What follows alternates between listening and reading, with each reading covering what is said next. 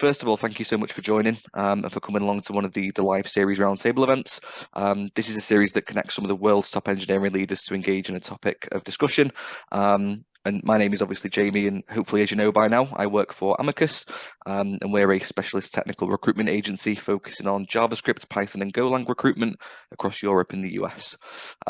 So today's roundtable event is going to cover the topic of how to navigate your career in uncertain economic times, which Gustaw very kindly came up with us on that topic. So as I said, I'm really excited to be joined by some of the top engineering leaders from some of Europe's top tech businesses. So I'll give everyone a brief introduction, and then I'll ask everyone to go through a brief intro into themselves and their current situation. So as I mentioned, firstly, we've got Gustaw.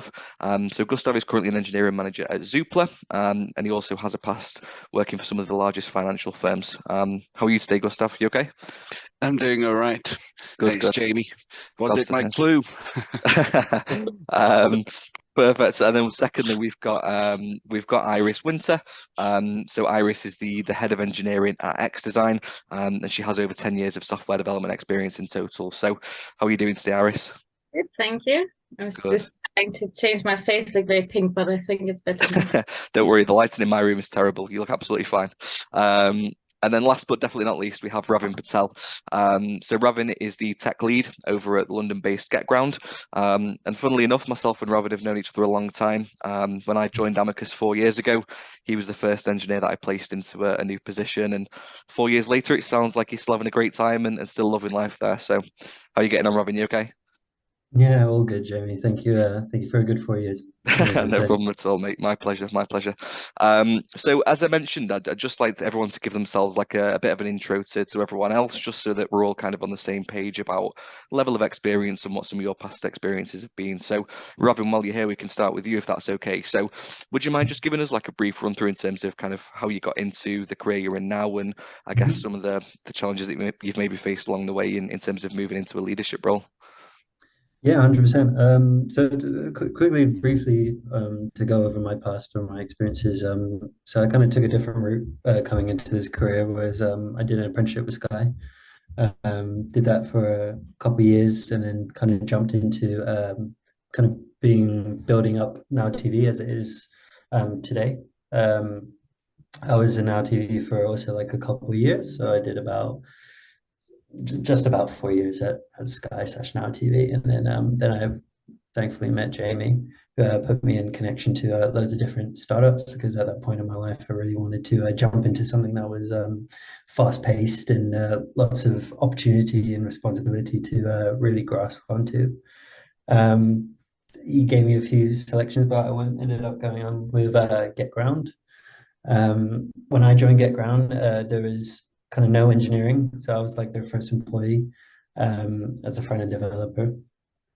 And this was about 4 years ago, so it was the CEO and the CTO, Mubin and Mizrab, and myself, and we had a contracting team with us. And then through there, we got rid of the contracting company, and then I had to help them build the engineering side, slowly getting bigger and bigger.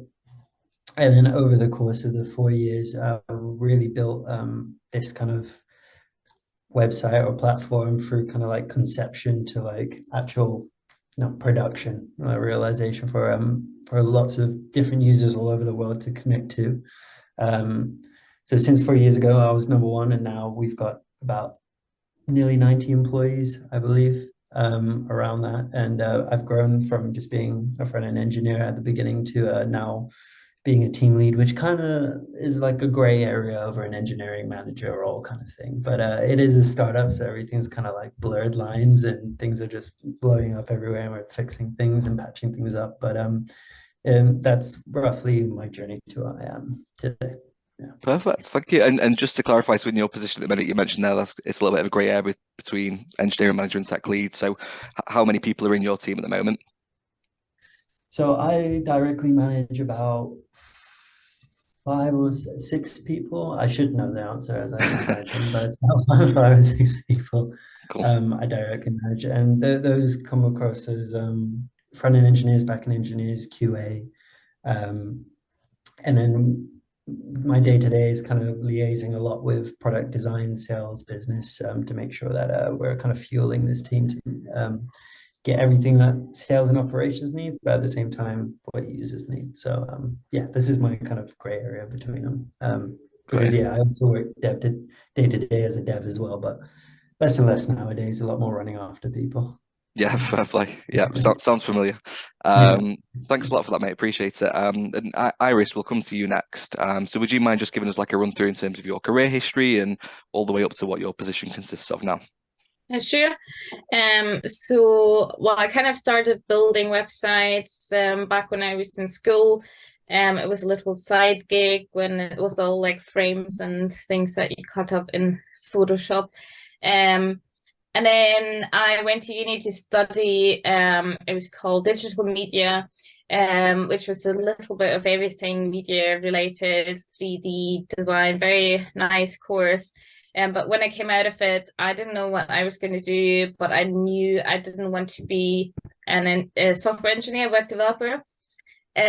So I back then applied for so many different roles. I didn't even get any interviews. I applied literally from store manager at Little to all the different things I could think of, until one recruiter called me and said, I know you didn't apply for this role, but I have this opportunity as a junior software engineer or web developer, it was called back then. So I thought it was fate, and I interviewed and started with that company. And then I kind of worked through kind of junior, mid, senior software engineer, then became a tech lead, which was to what Ravin said, exactly this kind of blurred line of doing some line management and still being the tech person. And I decided that I really liked the management path. And just over 2 years ago, I started at xDesign as engineer manager. So back when I started, there was about 50 people in the company, and I was looking after the front end team, which was 7 engineers at the time as engineer manager. Since then, we are now 300 in xDesign, and we're about 100 front end engineers. So that's how I became kind of head of engineering. We're like recruiting, and building up a really big engineering team. Brilliant. Thank you very much. Some journey. And who said recruiters are all bad, especially if that's how you got into the industry. Pretty good story. And then Gustav, obviously, last but not least, would you mind giving us a brief run through in terms of your career history and where you're up to with Zoopla at the moment? Sure. So I started my career as an assembly/C developer on embedded devices, which then I thought, okay, maybe this was a bad career choice now that I look at it, given that the embedded systems roles, especially in C, are really well paid right now. But I then decided I wanted to move a bit more to the web world, which I did.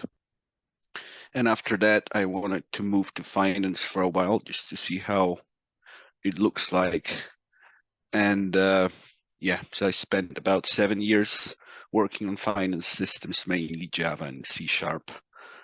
And after that, I thought I had enough of that. I had enough experience in finance, and I wanted to find a mid-sized company that's dynamic enough, but not as dynamic as a startup in which I also worked in the past. So I found Zoopla, and yeah, it's now my perfect place to be. Good man, brilliant. And obviously, as an engineering manager, what are the kind of team and everything that you manage currently? Oh, so my team is 8 engineers right now, but we also have this concept of engineering leadership at Zoopla. So I'm responsible for a bit bigger area that like covers maybe 20 engineers, but I'm more than happy with the scope, and I can feel every day that you know, we're making some impact, we're making some changes, and we can see those a lot faster than some of the bigger organizations that I've seen worked at. I can imagine why. I know obviously you've worked for like the likes of HSBC and stuff in the past, and obviously those kind of companies are great, but like you say, they might not have the agility and the ability to do stuff quickly that you've probably found in your role at the moment. So perfect. Well, thanks everyone for running through that, and hopefully now we're all kind of on the same page in terms of people's experience and where they're up to at the moment. So we'll jump into the topic for today then, which, as I said, Gustaw came up for us, and I think it's one that's really, really important at the moment. I mean, anyone that hasn't been living under a rock knows that there's so many tech businesses at the moment, some tiny startups and some huge tech corporations making a lot of cuts within their team, which is leaving a lot of software engineers available on the job market. And this is a complete 180 from where we were last year, where trying to find a software engineer for any role was so difficult because it was so it's still a very in-demand skill set, but it's totally flipped on its head at this point of the year. So what I'm conscious of is I speak to a lot of people, obviously with my role being as it is, and I think hearing it from people that have kind of not necessarily been in that situation, but have all kind of moved jobs in the past, and I'm sure know people that have been affected by this. So I think the first kind of area that I wanted to kind of touch on was when you have all moved positions in the past, how did you find the right position for you? Because obviously, with the level of experience that you all have, you're all going to have plenty of opportunities presented to you when you open yourself up to work. So how did you kind of land yourself in your current position, and how did you know and what did you do to ensure that it was the right position for you? Anyone feel free to jump in, by the way. It's a bit of a free for all now, so just go for it. I'm happy to jump in. So I guess it's quite interesting because I think over time it has changed a lot for me. But what I found is really interesting is that you almost need to take a bit of a step back, I find, and kind of gloss over everything that you are getting told by the person referring you, by the person that are recruiting you, by the people in the interview. I think that it's a good. So for me, people is very important. It doesn't matter too much what I do technically. I'm quite happy to work with any technology, but the culture of the company is quite important for me. And I find that it's quite difficult because when you interview somewhere, especially if that company is quite desperate for your skill set, they'll obviously put their best foot forward, and you'll hear that typical talk. And I've worked for many companies where I've gone into the interview and it's been this we are on this trajectory, and there's one company where I was engineer number 1, and I was told like over the next year we're going to grow double, triple in size, and we're going to build this team up, and it didn't turn out that way. So I would say for me now it's always important to take it with a pinch of salt, and make sure to do some background research if you can, but also take background research with a pinch of salt. I think every company will have negative Glasgow reviews, but to just like do some research on there. Yeah, that's a really interesting point, and one that a lot of people speak to me about is when they've kind of been promised something and then when it's not followed up on, that's why they end up looking for work. Just on that point with that particular business, do you feel like looking back now, there's any kind of research you could have done beforehand, or anything you maybe could have asked in an interview process that would have made you aware of the fact that it wasn't actually going to happen? Or do you think it was just a case that it was a promise that wasn't delivered on? It's a good question. So I don't really think a lot about it, or think, oh, could I have done better if I had known before? Like I enjoyed my time there, and I definitely learned a lot from myself. It's just kind of a learning that I think I should have been more cautious. Like I'm naturally very trusting, and if someone comes to me and tells me things, I'm naturally quite like, oh yeah, that sounds great. That sounds like the best place to be, and to just be a bit more cautious and know that people will if they would like to hire you, they will typically tell you what you want to hear, or that happens a bit or not. It's very true. Yeah, it's very true. Something we see a lot. Has anybody else got any kind of points on how they kind of got to where they are and what they feel like some of the right things that they did were along the way? Yeah, I could probably jump into this one. I think my experience, at least here at this startup, has been quite different from the normal road that most people go down, like bigger businesses and such. Um, I didn't have much to prepare on when I first came here. We didn't really have the real idea of all kind of like the clear direction where we were going to go, how we were going to do things. Even like when it came down to the tech stack, they just left it all on me to just pick everything and what I want to do, which was amazing. I loved it, but at the same time, it'd be very overwhelming. So luckily, I did have many opportunities to talk to someone. Obviously, Ms. Robin Mubin, but something that we're doing here at GetGround as well. We're introducing like our devs to like our candidates and like building those connections so that if they do end up taking the offer, they have a connection to talk to us, and then we kind of tell them like what we're doing, the stacks that we're using, and this kind of helps them prepare a lot more. But for me personally, I think because it was such a wide range of what we could do, I had to literally learn what our current company's doing, what have big companies done that have failed, and could be good advice to like a startup company. I had a few friends as well that also were kind of like in early startups that I kind of bounced ideas from. So that helped a lot because I didn't have much opportunity here to like talk to someone and bounce ideas off because no one was really in the same boat. Um, but as well as that, as much as learning as I could from my friends and all the research I did, every day was still a new challenge or a new opportunity to learn something completely different and throw me completely off the path.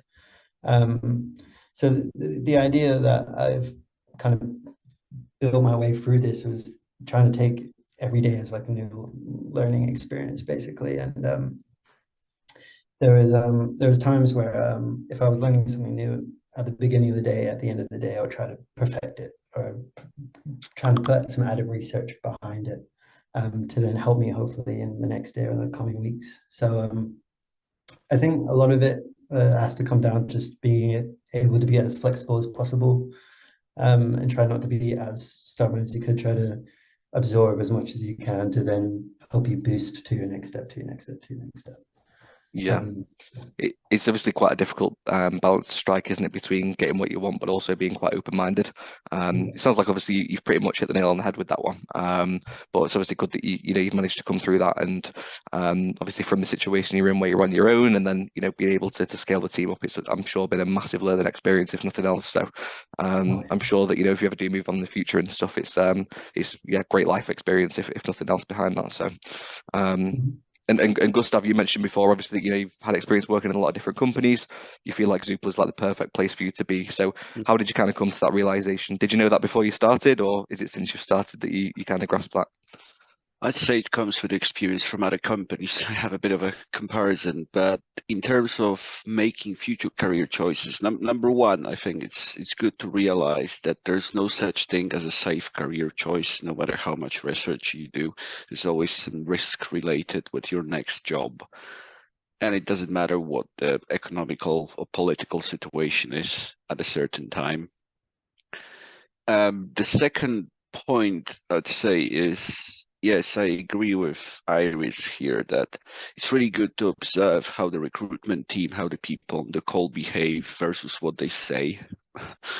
Because this can tell you a lot about the organization, whether they're late to interview or have they promised to send you over something but they haven't, or you can't really call them anytime as they promised. So these are some things that I probably look at quite a bit. There's also quite a few portals to which you can go and check whether the company won their recent funding or are they applying for another funding piece. So these are the things I would look at. There's also publicly available revenue reports that, nothing's for sure, but this is what I would concentrate on mainly. And then the rest, once you started working there, it's all dependent on how is the organization reacting to your feedback on things that you think could be improved, or things that you bring with your experience, whether they help you to implement it.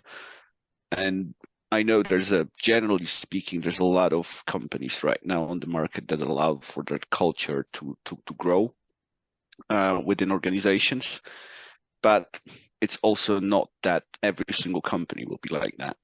So these are the things that I would basically look at. Yeah.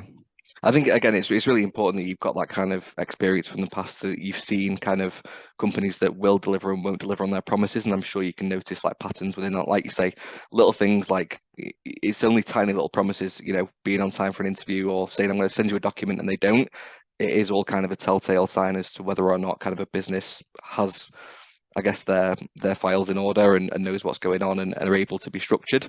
Obviously within like startups and stuff, that's a little bit more difficult because of the, you know, working environment and how fast paced it will be. But like you say, if someone promises to do something, you expect them to do that. And I think that's the absolute minimum you can expect from a company that wants to ultimately get your services. So I guess then in terms of the situation at the moment, so as we mentioned before, there's a lot of people in a situation at the moment where they may kind of, you know, we've seen all kinds of horror stories all over LinkedIn of people like being put on like a whole company Zoom call and, you know, hundreds of people at once being told that they no longer have a position. It's a very difficult position to be in, not just mentally, but also then, you know, looking at, you know, your financial situation. And one thing I'm always really conscious of is that I don't like the idea of people just rushing into a job because they need to. Ultimately, you know, people have bills to pay, food to put on the table, and it's important that they're employed, but you don't want to jump from, I can't remember what the word is, but from like one boiling pan into another is kind of the route I'm going down here. I guess, what kind of advice would you have to people that are in that situation at the moment, and how would you kind of advise that they get through that situation initially? I can start on this one, I think. So taking out the financial pressures and everything that could come along with you know, losing your job because of cuts. I think it's an important opportunity to then take a step back and kind of reevaluate why you might have been let go. So again, you might have mental pressure and like some mental health issues after this because you think they cut you because, you know, you're not good at your job, but really it might have just been the idea of last one in, first one out kind of idea. And if it is, then take the whole situation with a pinch of salt and try to work on yourself and move forward. If not, and if it's something a bit more kind of like performance based, then take that feedback, work on those skills, take those opportunities to take courses, read materials, talk to people, how you can upskill yourself. A lot of the times when you're trying to look for a new job but you're not ready, the confidence in yourself is just not going to sell yourself properly, and it's just going to hinder your process towards getting that next opportunity that you might really, really want, but you haven't worked on yourself enough to bring that confidence out of you. So definitely take it as an opportunity to then also look at what might have been missing out of that job that you were just at. Might have been a new job, might be a job that you were at for a very long time.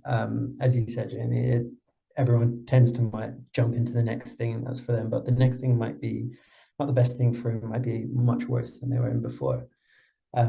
So really kind of evaluate how are you feeling at that company? How do you feel in terms of your own professional skills?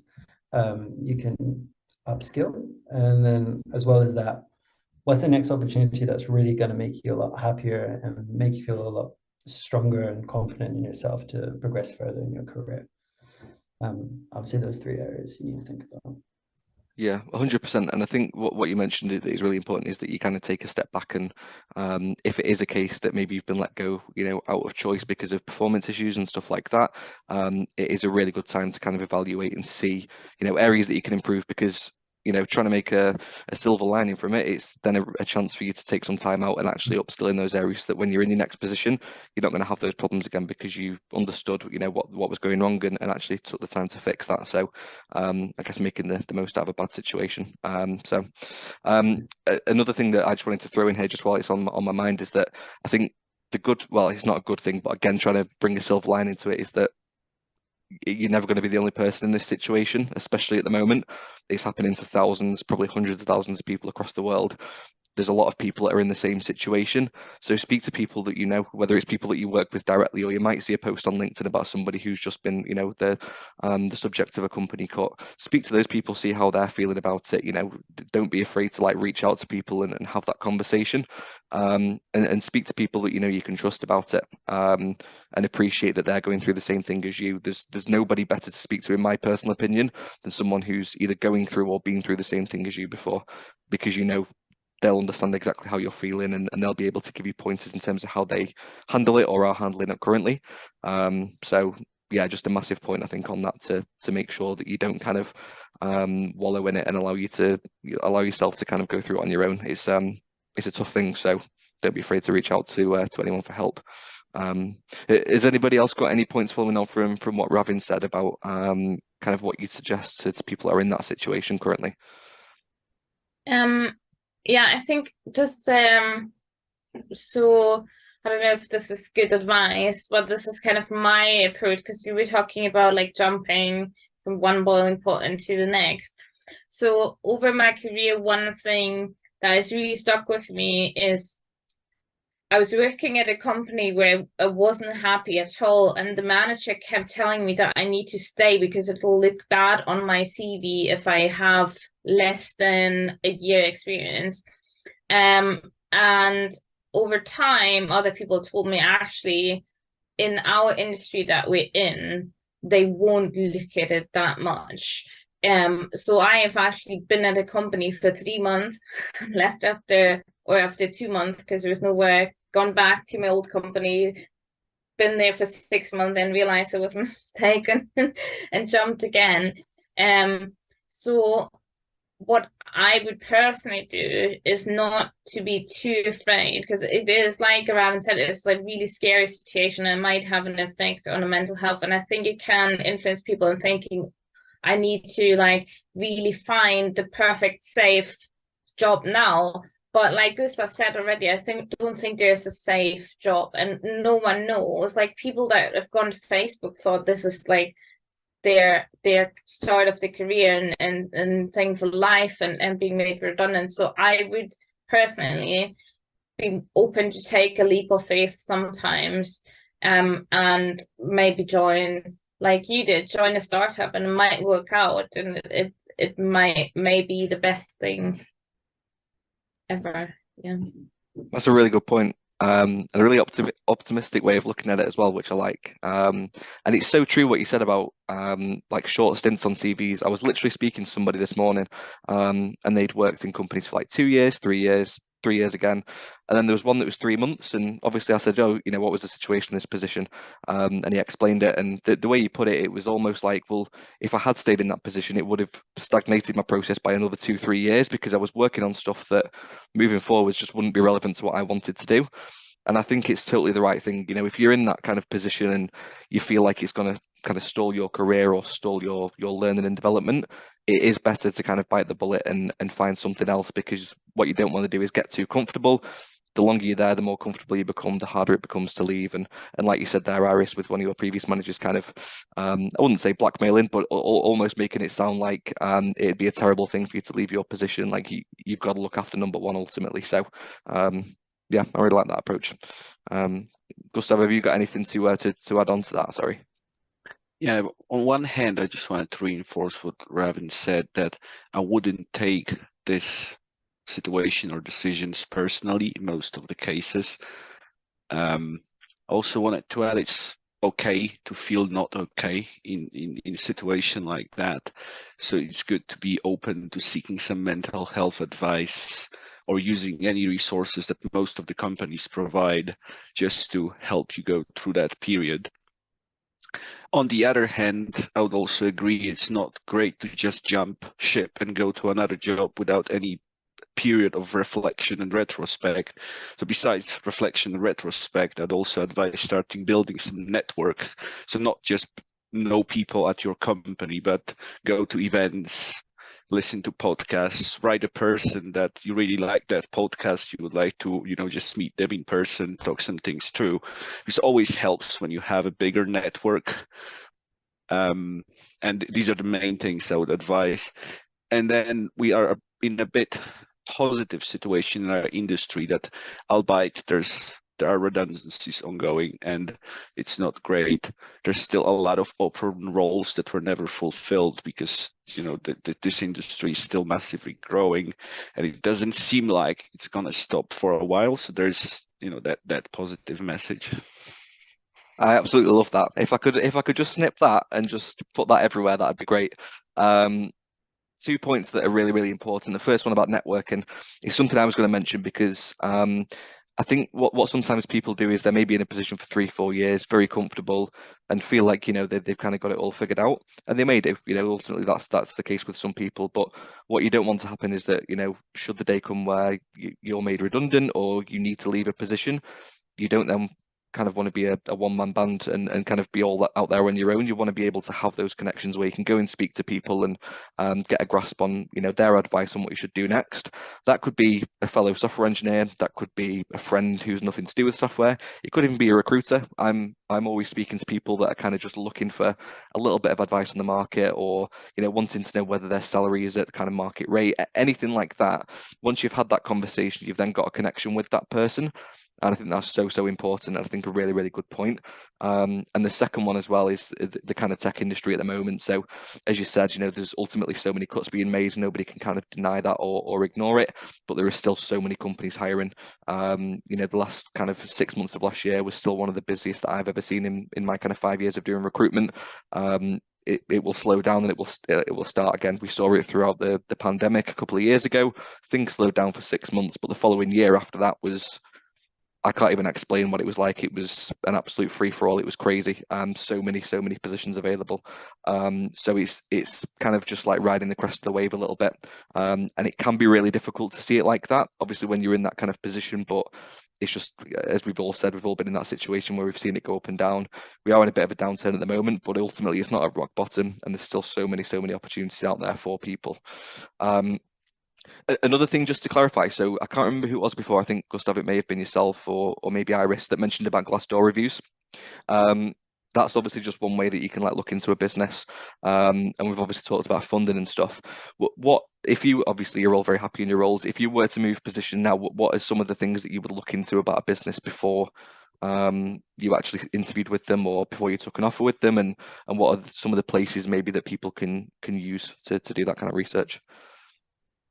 So I might be a bit old school here, but I like to talk with the recruiter that's talking to me on what research he has done about the company and what they have told him about the challenges, especially about the recent 2 or 3 years of history, whether there's a blog that they publish on and whether they're transparent about their information.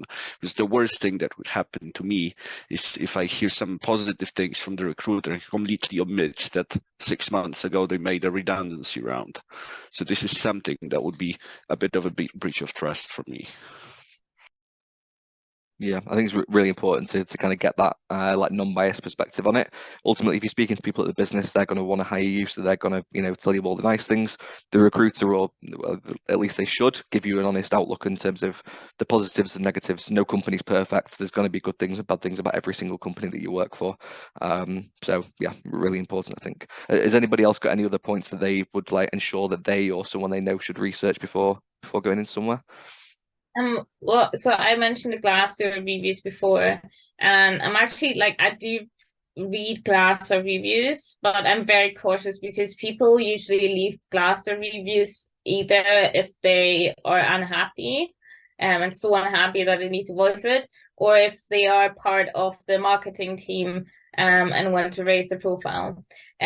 So I read Glassdoor reviews, but that's not going to be kind of my go-to and decision maker. I think what Gustav said, like speaking to the recruiter, but also the people that interview, I think it's really important. Who are they sending to interview you? So we make a point of having lots of different people at different stages, and they are all software engineers. They are your peers.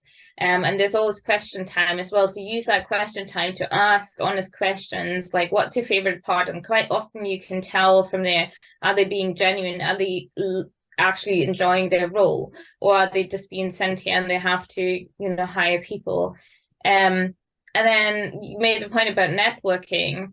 I think there's such an important part. Obviously, when you just start out, that's a bit more difficult. But now, as you progress, the more you network, the more chances is that you will have someone in your network, even if you're not directly know them, but you're connected through LinkedIn, who might know that company or might know someone who works at that company, and that I think can help as well a lot. 100%, and that's a really good point on the networking. Is it doesn't have to be someone that you are best friends with. So if I think, obviously, Ravin I've known for a long time, but Gustav and Iris, I've probably been connected with you on LinkedIn for a long time. We've never spoken, and the reason that we ended up speaking is because of this event. So it just goes to show that a LinkedIn connection can actually go a long way in terms of like building bridges and being able to do that. And I think the point as well in terms of meeting people is really, really important, particularly if you're going into a startup or if you're going into a particular team within a business. Like I think back when I joined Amicus 4 years ago now, I think we were maybe 4 or 5 people in the business when I joined. And the main reason that I joined, along with a few other things, is because of the people that I met. I wanted to make sure that if I was going to be sat in an office with only 4 other people, I've got to make sure that I got on with those people and that those people are all, people that I feel like I can trust and I can work well alongside. So when going into an environment like that, it's vital for me, and it's kind of a deal breaker that you have to meet the people that you're going to be working with day to day, because ultimately they're the people that you're going to be spending probably more time than you do with your family. So you've got to make sure that they're all kind of people that you can see yourself working with. Is there any other kind of points that we've missed on that, do you think, outside of like, and sorry, I don't want to kind of make this all about myself, but just on Glassdoor reviews, I totally agree that you've got to take them with a pinch of salt. I think when the real kind of red flags pop up is if you see the same thing being repeated constantly, whether that's good or bad. If you see the same thing good over and over again, like 15 times, it's like, well, you've probably been told to say that, or like you said, Iris, maybe in the marketing team. And if it's the same bad thing, it's if 9-10 people having the same bad experience is probably a big issue within the company. So yeah, just something to keep an eye out for. Sorry, I'll shut up now. Who is going to bring in the next point? And I was just going to say on the Glassdoor one, because it's so funny. I know of companies where it's actively people are being asked to write positive reviews, and I think the reason, what I'm personally thinking, if I read reviews now, if they are really positive and the only negative isn't really a negative, I think it's fake.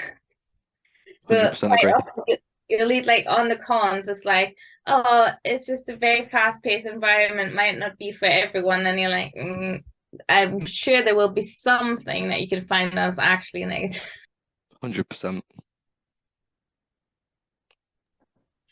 Well, I don't have much to add except saying that those points that everyone brought up are absolutely on point. I think 100% transparency is like one of the biggest things that I'll look for in the next company. I think also building a network with hopefully people inside that company is going to bring a lot more out of what the company's actually like, rather than a recruiter just trying to pull you in.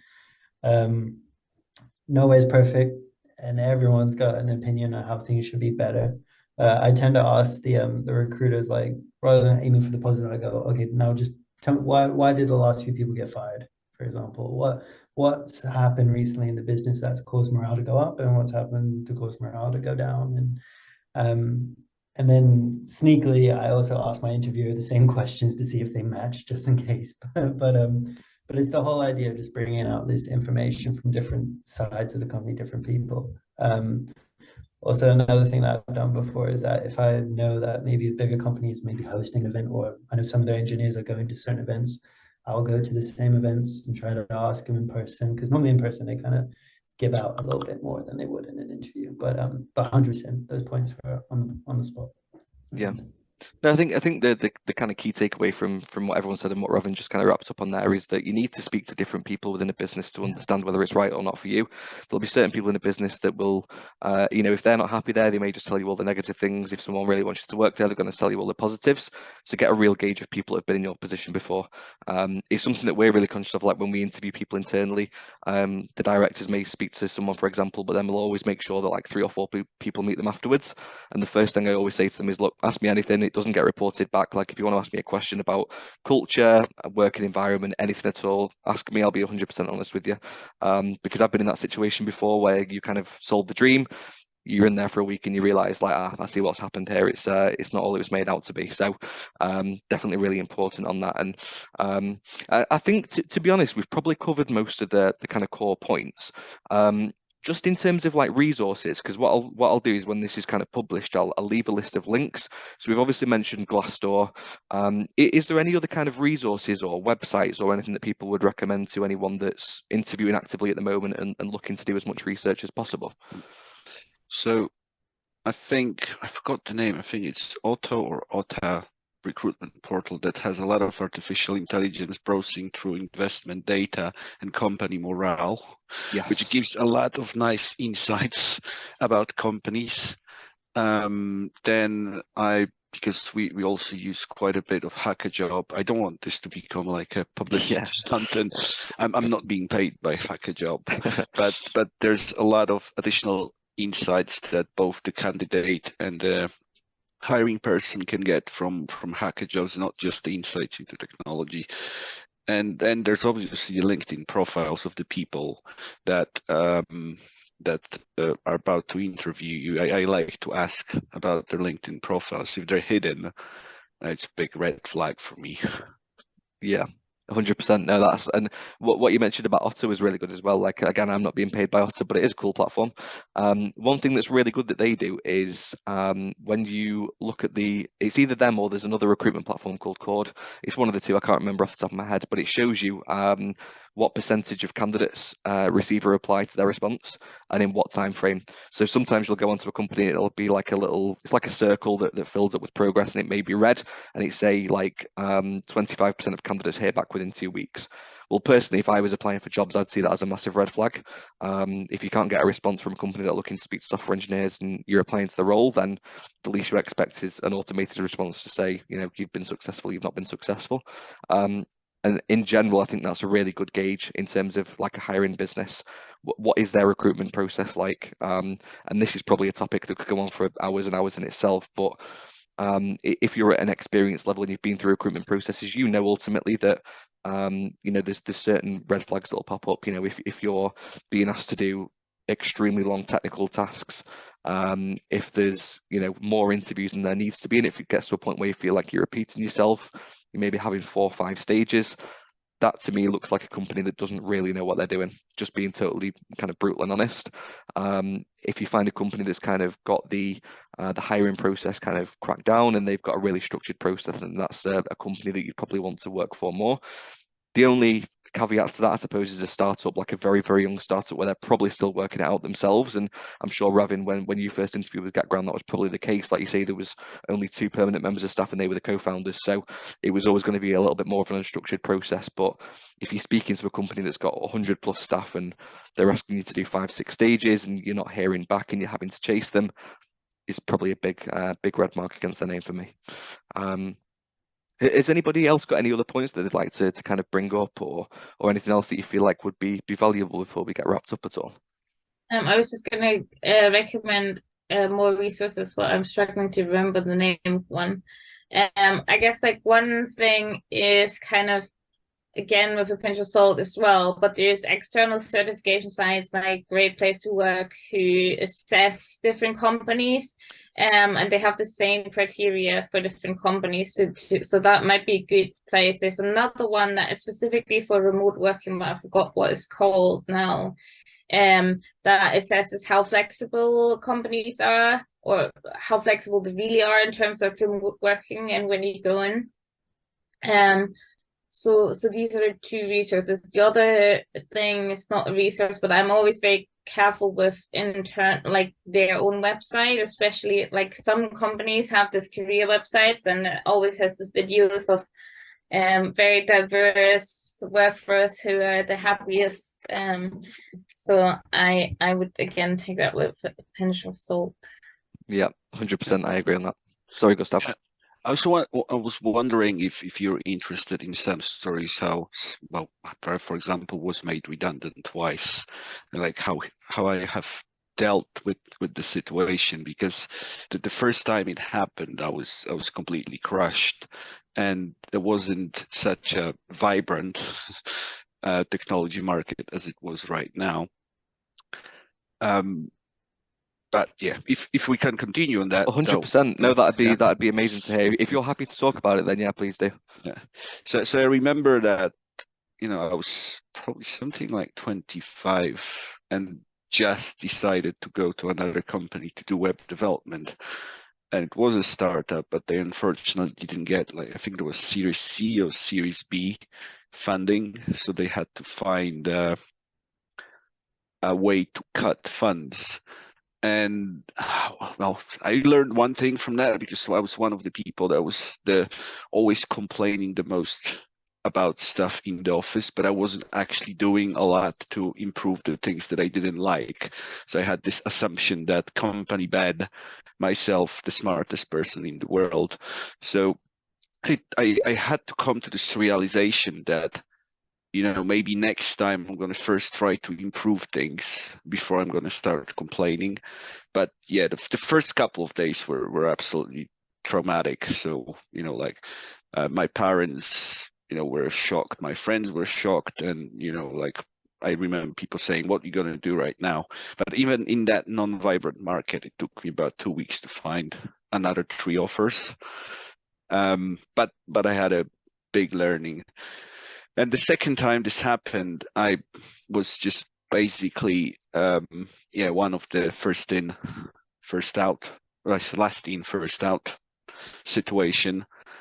And I had a bit of experience because, you know, as managers, you also sometimes need to manage people's performance out. I've been in this situation where there were no redundancies, but I had to fire people.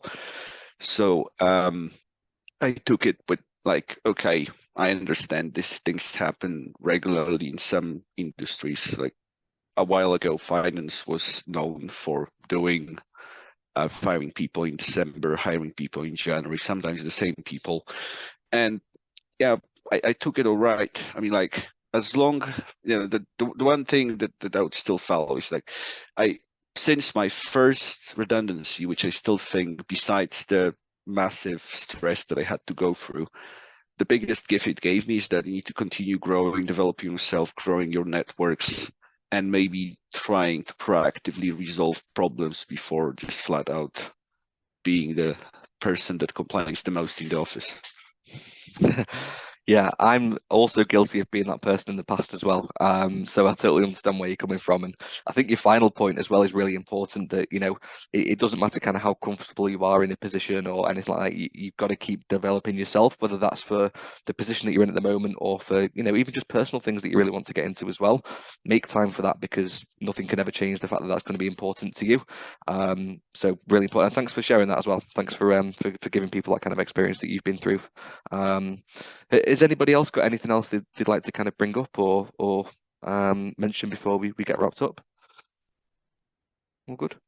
Okay, no problem. I've just thought as well, one of the other tools, and I'll make sure that when we post this out on YouTube, I'll leave like as many links in the description as possible to different areas you can do research, so Glassdoor and everything like that. Another one is a company called Crunchbase, where you can do research on funding and like the financial situation within a business. Obviously, it's never a guarantee, but if you can do at least your kind of due diligence, then it will certainly help avoid some poor situations, hopefully. So yeah, if that's sorry, Iris. No, I just remember that's a good point, because I didn't know this, but maybe it's just not my world. But Company House has all the kind of reports and anything on the companies, on public companies. Yes, really good point as well. That's something that we always do when working with businesses, check their kind of financing, like financial reporting history and everything like that, to make sure that everything's in order. And if that's not something that kind of maybe you're, I guess, comfortable looking at or understanding full, find somebody who does. There's always someone who's kind of in that situation or understands those kind of documentations a little bit better. So yeah, really, really important point. Cool. Well, thank you again, everyone, for taking the time out of your day to join. Hopefully that anyone watching this is going to find this useful. And as we said, you know, if you are in that situation, you're certainly not the only person. Feel free to reach out to anyone that you feel like can be of support, and you know, anyone who's worth their weight will be more than happy to have that conversation with you and hopefully put your mind at ease a little bit. As I mentioned, I'll try and leave as many links as possible to areas that you can do research into a business. But as Iris, Ravin, and Gustav have all mentioned, I think some of the key takeaways are that ultimately it's really important to do your research, but also sometimes if you have a gut feeling about something, it's good to take a leap of faith and kind of trust in yourself that even if things don't work out, as we again mentioned, don't worry about having a short stint on your CV. Realistically, it's not that big of an issue. And I think if a company has an issue with that, that's more of a them problem than a you problem. So don't be kind of afraid to make that jump a little bit as well. But yeah, thank you everyone so much for your time, and hopefully we'll all speak again soon. Thank you so much. All right, thanks so much. Thanks everyone. Thanks, Iris. Thanks, Ravin. Thank you. Take care everyone. See you later.